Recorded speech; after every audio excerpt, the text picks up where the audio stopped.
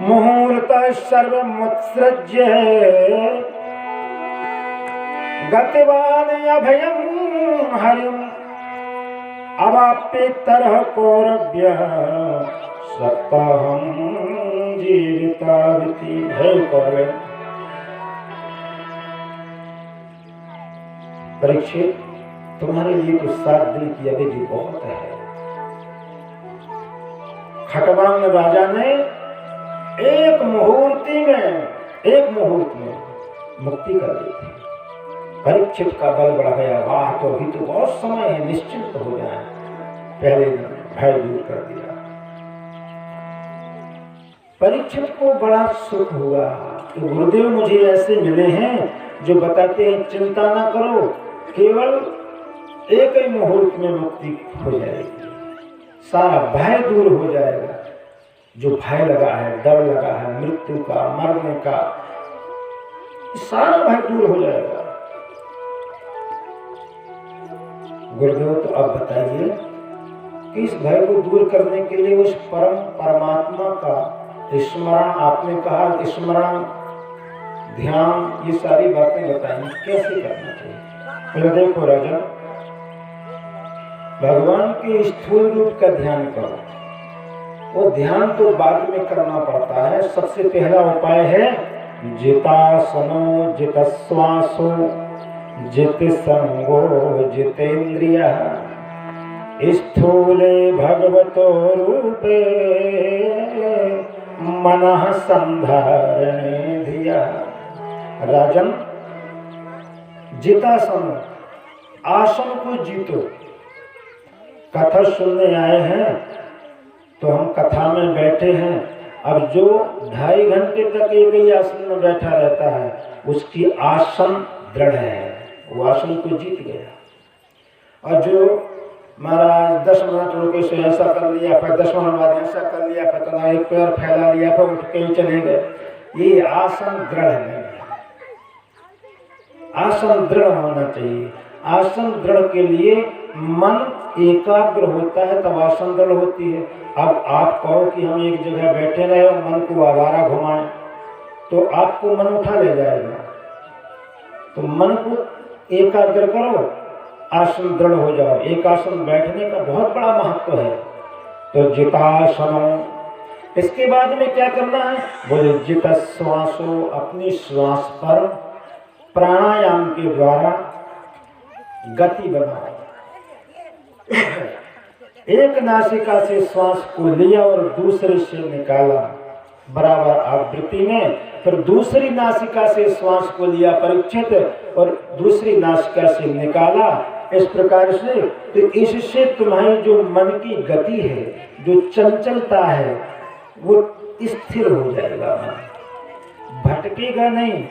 कोई कुछ कह देगा तो आपको बुरा भी नहीं लगेगा, तत्काल अटैक नहीं करोगे उसके ऊपर, विरोध नहीं होगा, शत्रु नहीं बनेंगे। ये है जितश्वासो। भगवान कृष्ण कहते हैं कि प्राणायाम परम बलम। प्राणायाम में बहुत बड़ा बल होता है।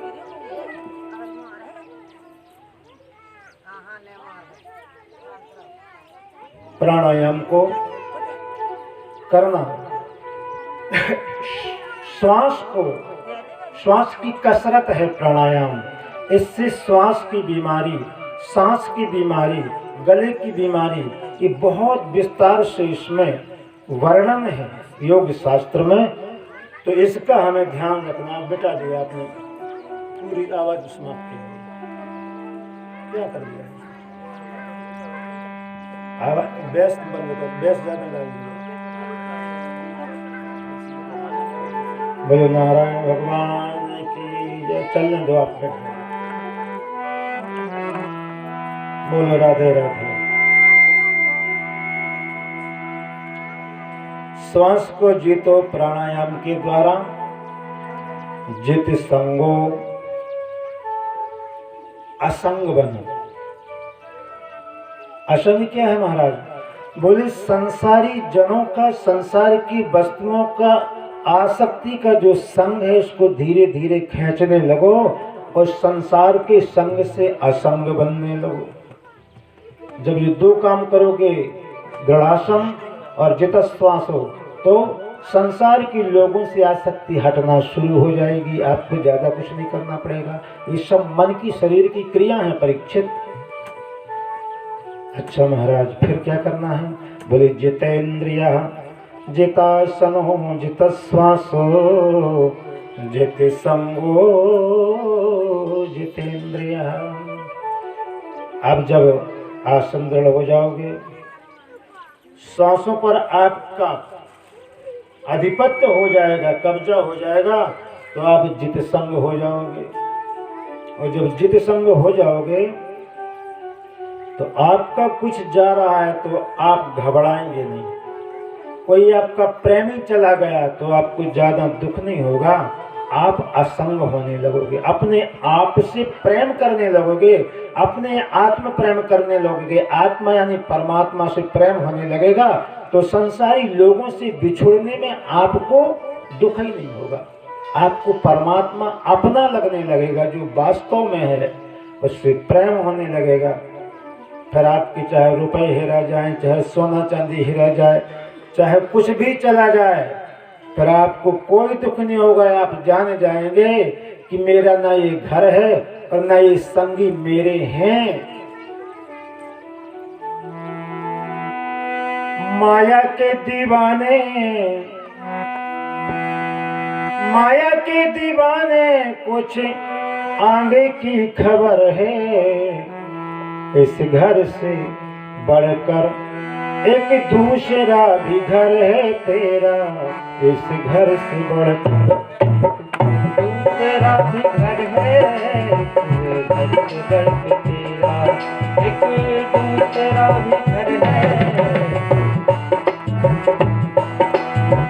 माया के दीवाने, माया के दीवाने कुछ आने की खबर है। इस घर के बढ़कर एक दूसरा भी घर है। इस घर से बढ़कर एक दूसरा भी घर है। दूसरा भी घर है जो असली घर है, जिसे छोड़ के आए हैं, जहाँ जाना पड़ेगा।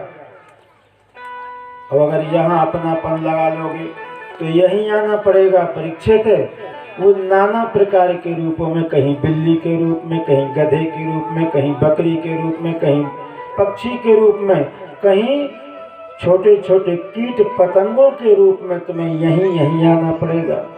इसलिए यहाँ से असंग हो जाओ। बोलो राधे राधे। राधे राधे जरूर बोलना है। आप बिल्कुल नहीं बोलते, इससे ज्यादा तो बच्चे वो हल्ला करते, वो बोल रहे हैं। हाँ, राधे राधे नहीं बोलोगे तो आपको कथा समझ में बहुत अच्छी नहीं आ पाएगी। बोलो राधे राधे। राधे राधे से आपका मन हम खींच के कथा में लाते हैं, और आपका मन जब दूर निकल जाता है, हरे राम राम, कथा में तो आ गई, सांकर तो लगा ही नहीं।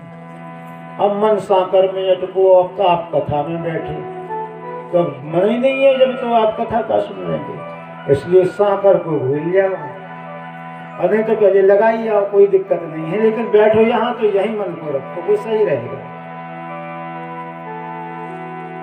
सुखदेव जी कहते हैं, राजन फिर भगवान के स्वरूपों का ध्यान करो। देखो ये बहुत ऊंची बात है आज के प्रसंग में। स्थूल रूप का ध्यान करो। भगवान का स्थूल रूप क्या है? 7 लोक। स्थूल रूप का ध्यान करो। 7 लोक नीचे और 7 लोक ऊपर, ये भगवान का विराट बपू है, शरीर है। 7 लोक नीचे, अतल बितल सुतल तलातल महातल रसातल और पाताल। ये भगवान की एड़ी से लेकर कमर तक यहाँ है, पृथ्वी कमर है। और इसके बाद में भू भुआ स्व मना जपा तपा सत